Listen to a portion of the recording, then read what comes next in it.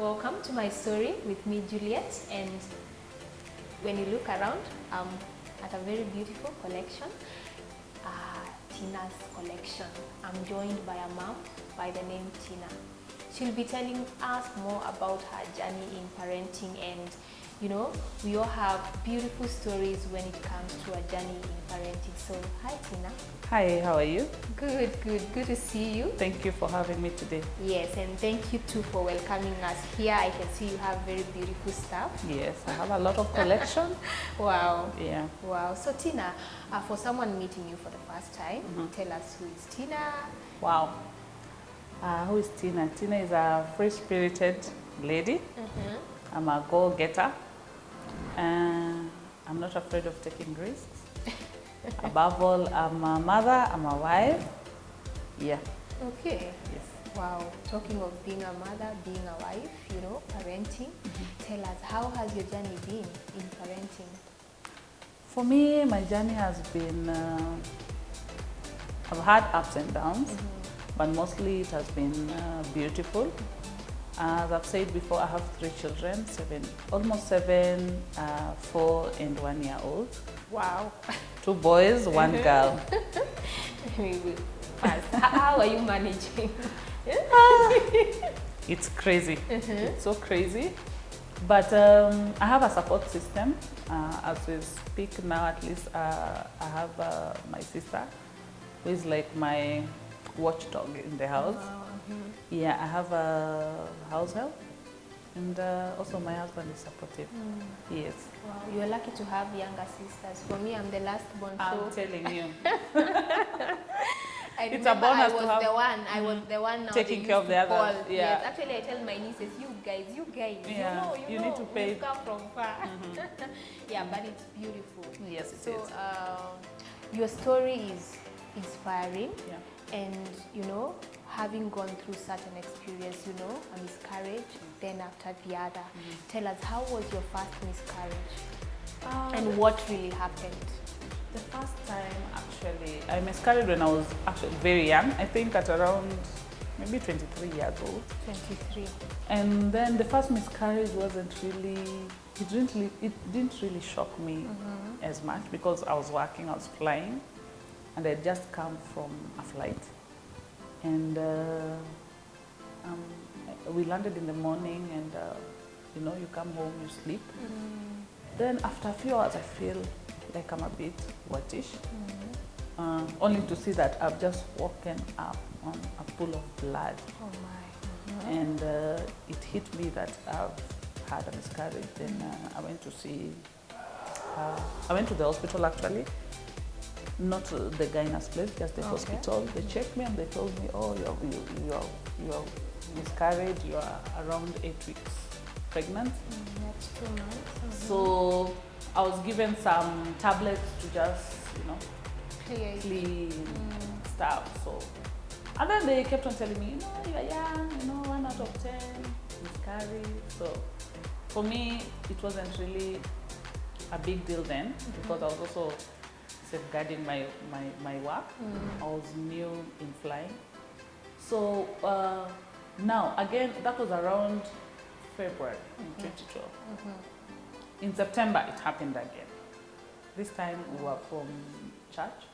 Then I just started feeling some cramps. So after the first one, you conceived? I conceived again, like after 5-6 months. Okay. Then I conceived again. Then at around 8 weeks again, I miscarried. Again, 8 weeks. Yes, at around 8 weeks, the 8-week mark. So this time it hit me, and I started thinking, I think there's an issue here. Then I decided to move from one gyna to another. Okay, some would tell me, oh, you know, it happens, usually it happens. I'm wondering, it happens, this is the second time. Then they will tell me, you know, you have fibroids, but they will say that it's very small. Actually, I usually use this finger, because most of them will tell me, you have a very tiny fibroid that should not be causing The miscarriage. miscarriages. So probably you have hormonal imbalance. So I'll be given medicine for hormonal imbalance. Yeah. Yes. Okay. So at this point, when they got to a point of mentioning that you have fibroids, it's after you went for the second time, and now did you like tell them you need to be checked or they need to check something? How was it, so that they come to the conclusion that you have fibroids? Now the funny thing with me, I didn't stop. I kept on going from one gyna to another. He told me I have small fibroids and I feel like you don't look like you want to do more. I moved to another one until my story was shared with, I think, a member of my family. Told my uncle, who actually asked me on Christmas, I remember. And he's the one who booked for me an appointment to see another doctor. He's called Dr. Sewe. He's at General Accident House, 2nd floor. So he's the one I went to see, and I told him my story, and he said, okay, first thing first, let's go for a scan. We went and did a scan, and then when the scan came back, he was like, this is an emergency.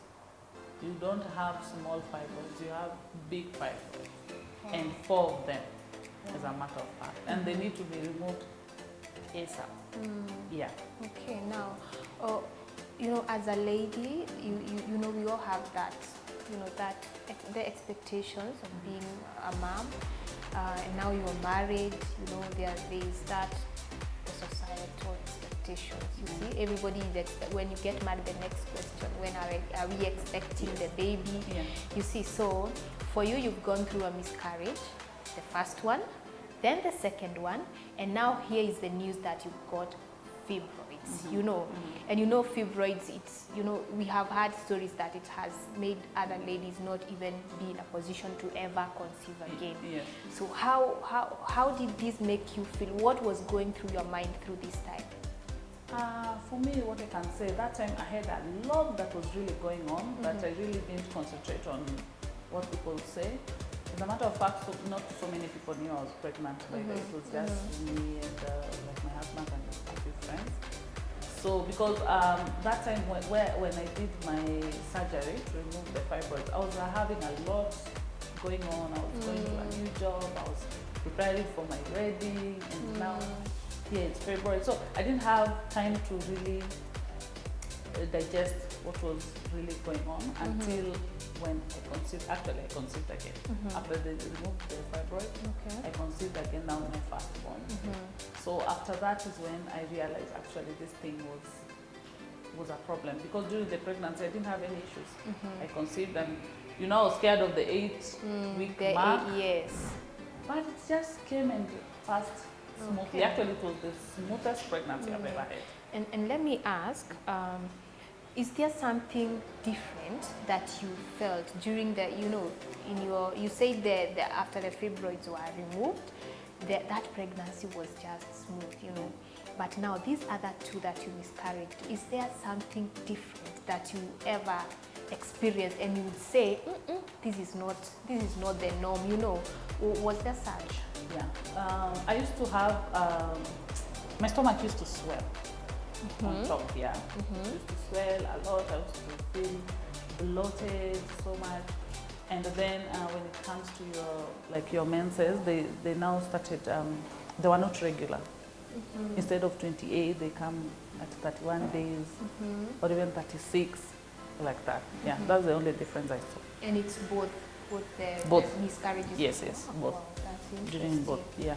Wow, and now your first pregnancy or your first baby, like your firstborn right now, tell us, how was it? The pregnancy was perfect. That was the easiest pregnancy I've ever had. Yeah. Wow. And the others? It was smooth. You have 3? I have 3. Yes.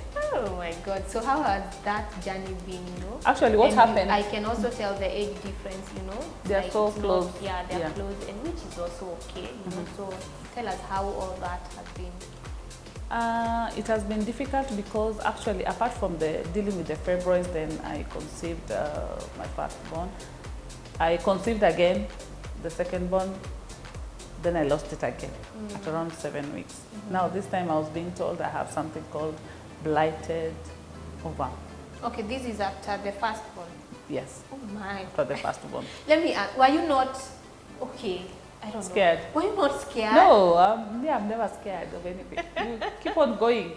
You try. This is a word many mothers should hear, you know, because most of the time. No, I wasn't. I feel like, you know, there's that fear, you know, and it's most of us, like, especially when you go through an experience for the first time, when you get pregnant again, there's always that fear, and it usually affects us even in our maybe other maybe you can tell moms out there a word of, you know, why is that okay? Why don't you have that fear, like, you know? I think it's just, for me, it's just my personality. And then I always put God first, you know, in everything. That's why we started by saying, I'm usually not fearful to try. If it's something that I want to try, I'll just try it. If it doesn't work out, then it's fine. So like for the pregnancy, I knew my issue was not conceiving. The issue was maintaining now the pregnancies. And now after the fibroids were removed, actually this other one really shocked me, because I was wondering now, what is now blighted over? And then I was told the pregnancy did not just form well.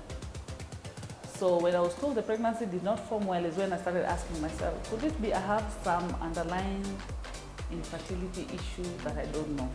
Because fine, you conceive, but now maintaining the pregnancy was the problem. But it was also removed again at around 7 weeks.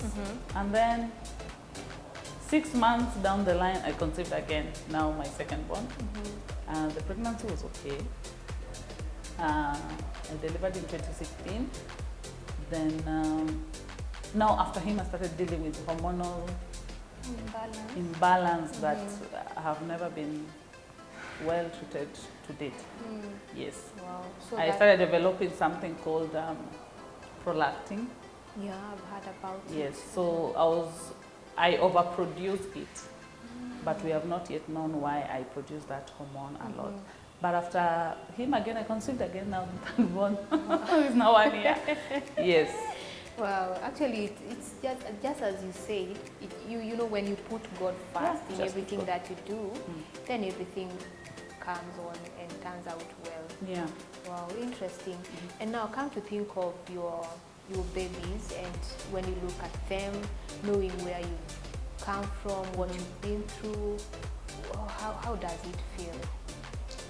First of all, I'm grateful to God, because I've come to realize it's just not normal getting pregnant and just carrying the baby and giving birth. It's all about God's grace. And I'm happy when I see them, because I've seen my journey getting them. Yeah. And it has not been easy, but I just try to stay strong. Yeah. Wow. And throughout this time, you know, it has not been easy, I know. And, you know, as you say, there are those good moments, bad moments. What has been your greatest support system throughout this time? Well, I can say my husband has been the greatest support system, because sometimes I whine a lot about, you know, you are tired, you have not slept, you know, you have a new business here, you know, they also need you. And he keeps encouraging me, like, you know, this is not, it's temporary. They are growing. So that has always been I get encouraged with that. So I keep going. And they're also good kids. They are disciplined, at least. Yeah. Apart from the normal, you know, the way kids are hectic because of the age. Yes. The age gap is not so big. They still need attention. They are still babies. 7 and below, they are still babies. Yeah. True. But we just try to juggle. I always have a relative in the house. That has helped me a lot. Like right now, I have my small sister and a house help. So at least when I'm here, I know there's somebody who is, apart from the house help, there's somebody at least who is watching over them. Yeah, kinda. It just gives me psychological comfort. Yes. Wow, that's interesting. And what would you say has been your, you know, your best moments? Yeah, something that you look at and say, okay, this is now, you know, this is what makes Tina now when it comes to this journey of parenting. Just conquering the challenges. You know, just being able to have the pregnancies and, you know, just going through it and having the baby. I've always been, I feel so good. Yeah, when I remember that. Wow.